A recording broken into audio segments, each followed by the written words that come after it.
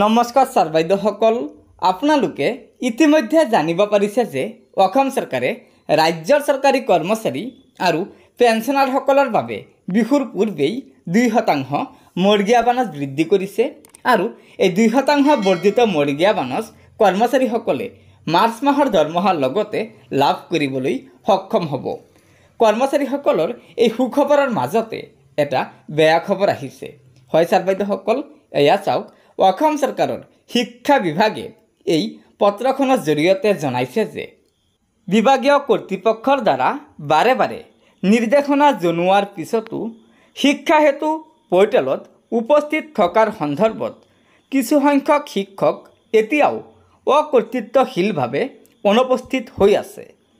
সেয়েহে শিক্ষা হেতু পৰ্টেলৰ অধীনত থকা সকলো শিক্ষানুষ্ঠানৰ সকলো কৰ্মচাৰীকে শিক্ষা হেতু পৰ্টেলৰ জৰিয়তে বাধ্যতামূলকভাৱে উপস্থিতি দিবলৈ নিৰ্দেশনা দিয়া হৈছে।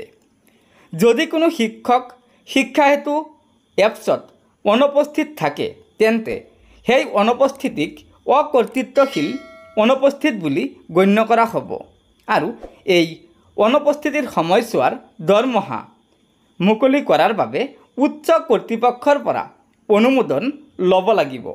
অৰ্থাৎ যদি কোনো শিক্ষক কৰ্মচাৰী এতিয়াৰে পৰা শিক্ষা হেতু পৰ্টেলত অনুপস্থিত থাকে তেন্তে তেনে শিক্ষক কৰ্মচাৰীসকলে বিভাগীয় উচ্চ কৰ্তৃপক্ষৰ পৰা অনুমোদন ল'ব লাগিব।